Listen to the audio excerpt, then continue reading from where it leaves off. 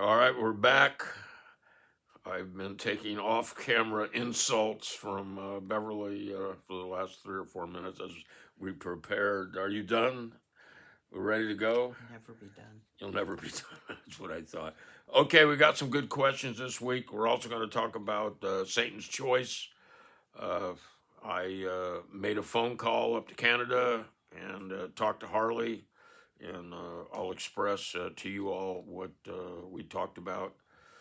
And I guess we'll start with the first question, Bev. Okay, Matt Self-Reliance says, are there any philosophers or historical figures you use to draw inspiration from or help to forge your own path? Well, I like The Art of War, the book The Art of War, uh, Book of Five Rings, all the ancient codes of Bushido drawn from that. Marcus Aurelius, Roman general, and of course my favorite general Caesar, and got to mention Hannibal as well. I mean, I draw from all those people, their experiences and their wins, their defeats. I mean, these guys don't win all the time, and most of in life, you don't win all the time. Sometimes you got to take a few knocks on the chin. But I know the next question. I memorized it. Okay, John Ralston. Yeah, read that because it kind of ties into this a It little bit. does. Explain the phrase crossing the Rubicon. Well, when Caesar was a general, Roman general, like I mentioned earlier, one of my favorites, he had come back from a campaign. I can't remember how to pronounce his name.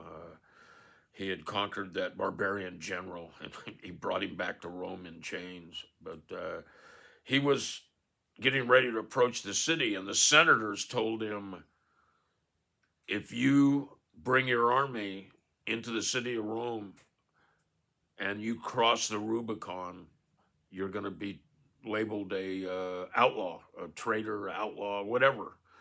And the content of my book, Crossing the Rubicon. The Rubicon was a river. Yeah, the Rubicon was a river. I didn't say that. Huh? See, that's why I have you here, Beverly.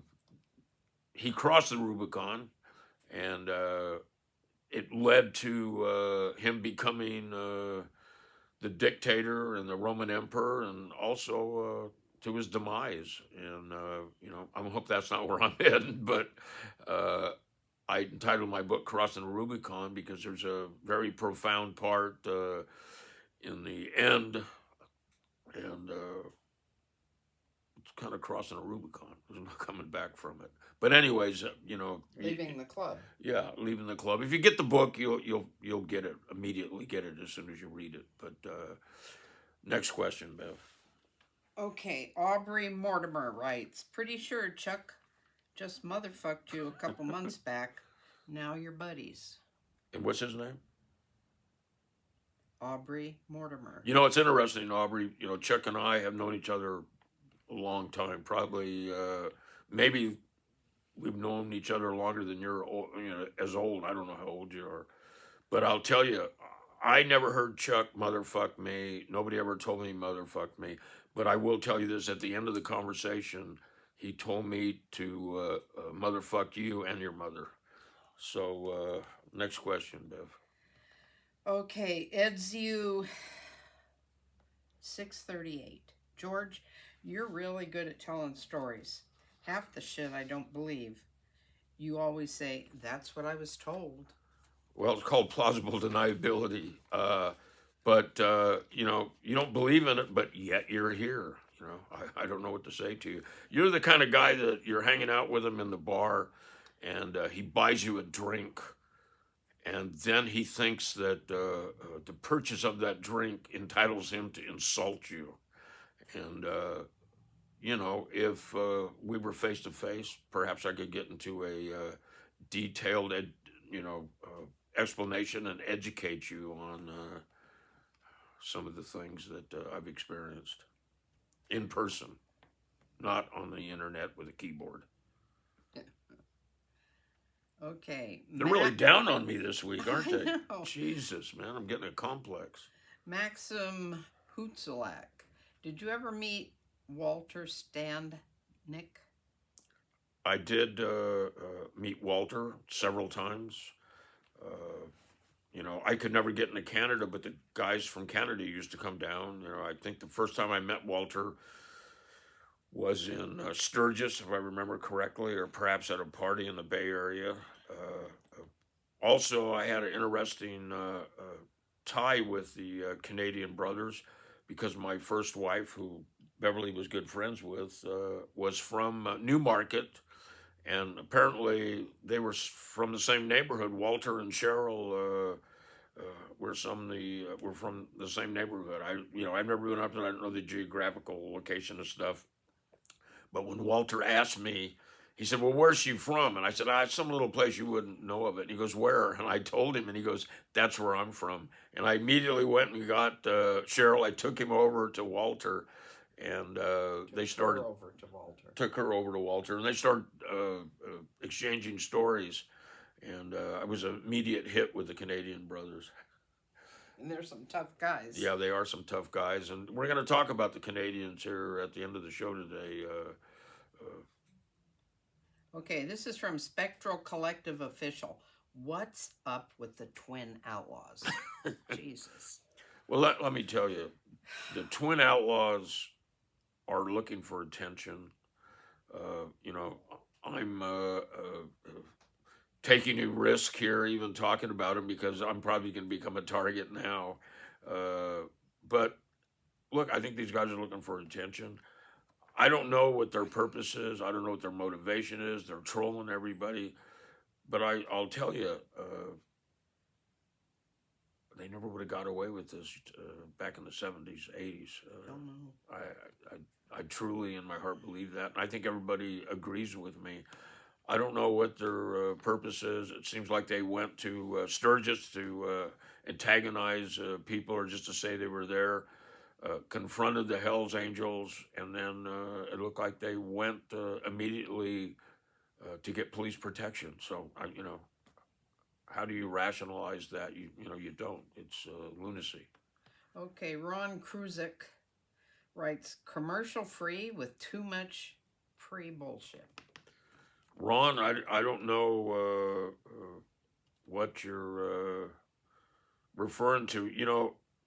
You remind me of myself when I wrote my first book. I would send off the finished chapters to the editor, and he'd write me back and say, "Nobody knows what you're talking about," because I was so close to what I was writing. I didn't explain what I was writing, and I have no idea whose commercials, what you're talking about. You don't want commercials? Go to Patreon. I don't know if you're a big spender or not. It's $4.99 a month, man. There's no commercials there. John Ralston writes, did you ever pull anyone up for mistreating dogs? Well, actually, we've taken some dogs away from some people out there on the Ventura Avenue. A lot of pit bulls were raised, and some of them were really getting abused. And we wound up, it was these blue pit bulls, and they were beautiful dogs, great temperament. And we wound up taking the dogs from the owner, and the guys in the club wound up with them. Was it wrong? No, because I think the dogs got a better home, and these guys were abusing the animals. So, yeah, we're big dog lovers. I am. Beverly is. I mean, you guys see how we treat our dog. It's important if you're going to have an animal to treat it properly, spend time with them, and I know they can also be a tool. But you can also get a cat. And one thing I can say about cats, they've never worked with cops. Some like bizarre humor. Yeah. All right. Mickey writes, and I'm sure he's talking about Irish and probably Vinny. They both went out fighting. They knew the score, and it's not Disneyland. That's a really profound statement. What's that guy's name? His name is Mickey. You're absolutely right, Mickey. Everybody knows what they signed up for when they get into these one percenter clubs, and it comes with the territory. I've been talking about. I'm been in a few trials lately for the defense, not for the prosecution, as an expert witness. And the last trial I was in, the prosecutor was trying to make me look like I was still a criminal, and they asked me, "Would you call 911 on somebody?" And I said, "Absolutely not." And I told the jury, I go, people in that culture understand what they've signed up for and what it's all about. And you know, we didn't get what we wanted in that trial. It was a first degree murder trial, and we wound up with a second degree, uh, which the guy may get some action after a few years. So I think I served the purpose, but I think everybody knows when you join this lifestyle, man, anything can happen, and sometimes does. Okay. Okay, Greg Cavuzzo, do you know any galloping goose from California or Kansas City, Missouri? Well, I ran into the guys back east, the Galloping Goose, but I got a great goose story, and that's it, Bev. Mm-hmm. Okay, I got a great goose story. There was we called him the Old Goose. His name was Tom Noel, and he was at Hollister, and this was in the late '60s, early '70s. I know David Ortega and I would hang out with him from time to time, and he would tell us stories. I remember asking him about Hollister, and he told me it was a bunch of bullshit. There was no riot there. There was just something the newspapers created. But what I'm leading up to is if you get an old copy of Easy Rider magazine, I don't know what issue it is, go to bikernet.com, write Keith Ball, ask him what issue has the interview with Tom Noel.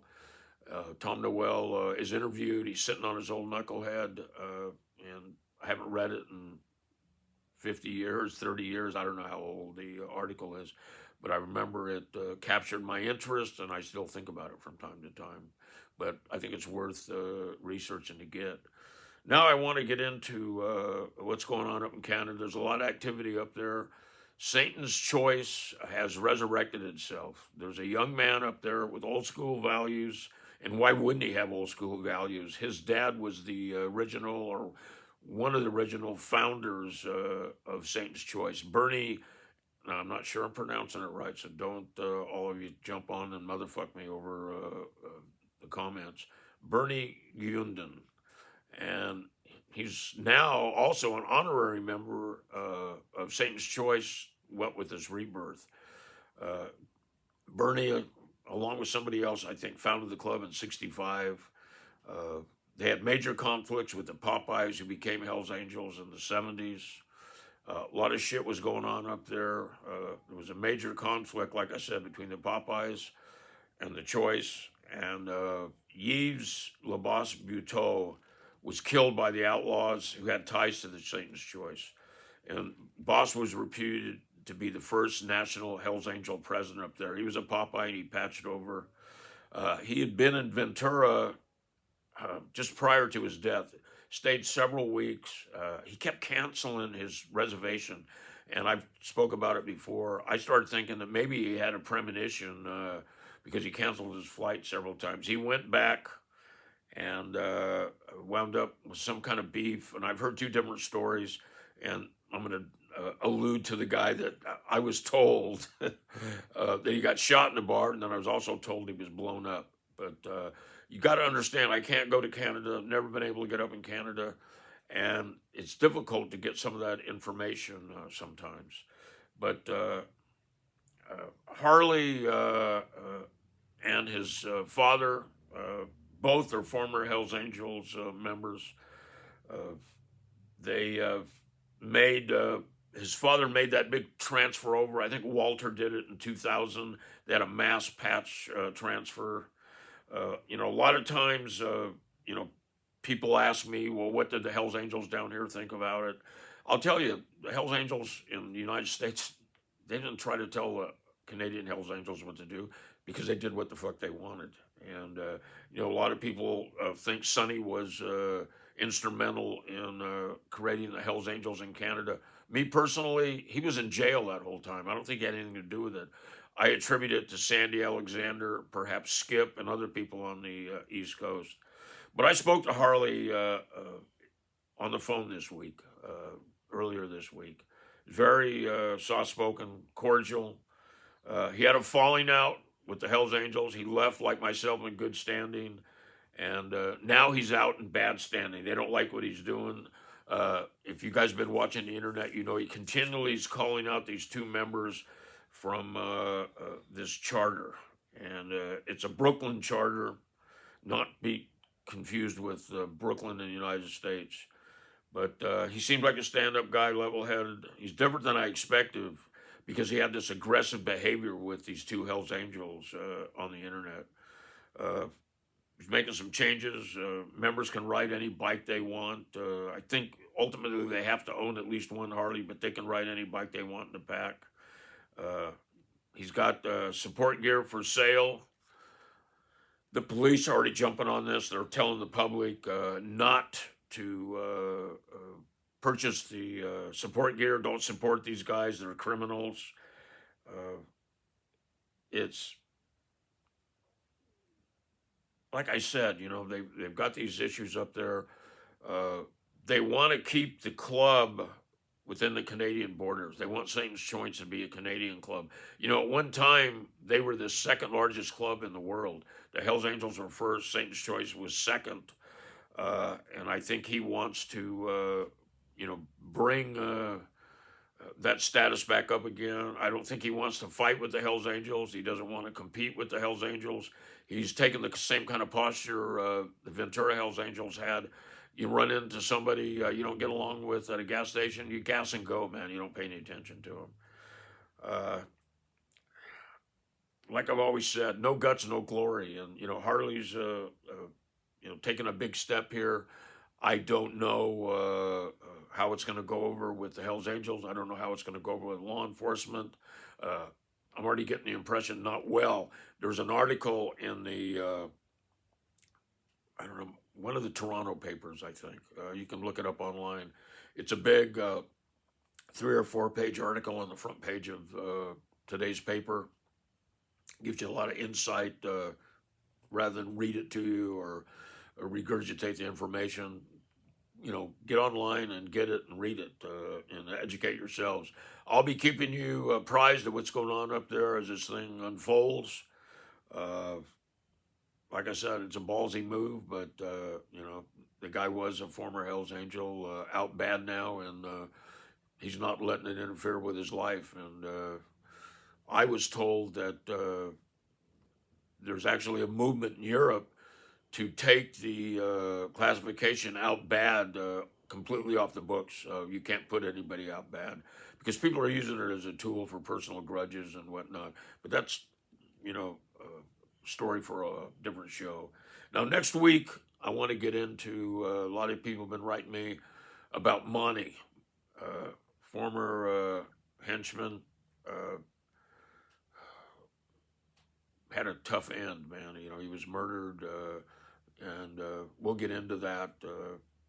I know people have been asking me to do that. So next week, Monty in the future, have people asking about Magoo. I want to do something on Magoo. Anybody else, you can send them in. I got a new deal going. I can comment now. There's so many comments. I can't keep up with it on here. Like, I can't answer everybody's question. You know, the show would go on for too long. So I'm answering comments in the comment sections. Please follow us, like us, comment, and continue to support us. If you don't like the commercials, you can always go to Patreon. Whatever shows here shows on Patreon one day earlier. So that's it. Good luck with Harley on his quest. I think, like I said, no guts, no glory. All right, everybody. See you later.